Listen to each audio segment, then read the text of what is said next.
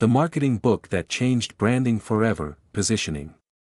Positioning, the battle for your mind, Ries and Jack Trout. Why do some brands instantly come to mind the moment you think of a product category, while others, even with better products, remain invisible? This is the central question behind Positioning, the battle for your mind, one of the most influential marketing books ever written. Ries and Jack Trout begin with a powerful observation: the modern consumer's mind is overcrowded. People are bombarded with messages every day: advertisements, social media, recommendations, brand slogans, headlines, and endless promotional noise. In such an environment, the biggest challenge is no longer creating a product. The real challenge is securing a place in the customer's mind. The book explicitly argues that customers are overloaded with information and can only absorb simple, clear messages. This is where the concept of positioning becomes revolutionary. The authors make one of the most quoted statements in marketing history: positioning is not what you do to a product, it is what you do to the mind of the prospect.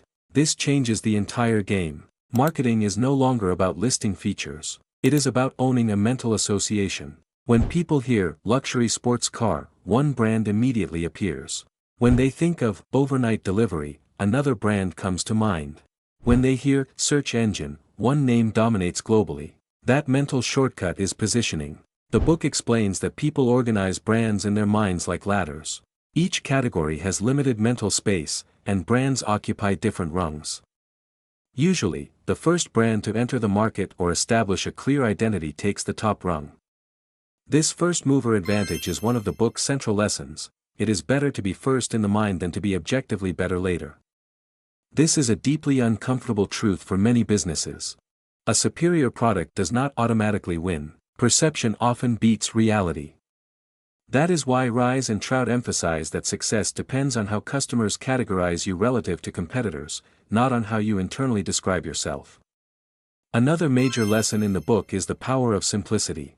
In an overcrowded marketplace, complexity is invisible. The customer does not have the time or desire to process nuanced, layered arguments. They need one clear idea, one memorable association, one position.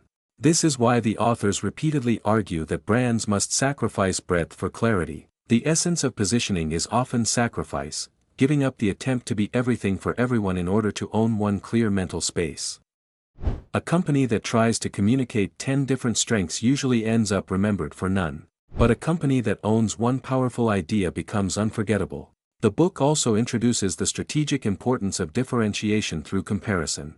Customers rarely evaluate products in isolation.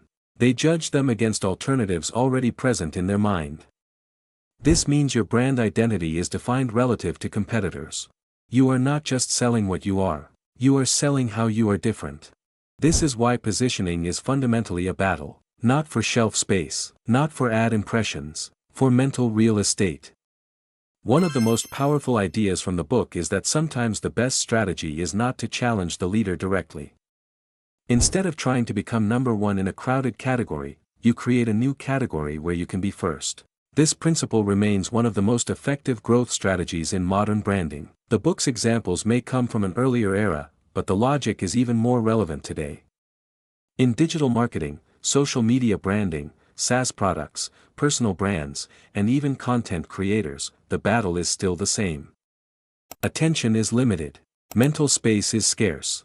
Clarity wins. By the end, positioning leaves you with a timeless marketing truth.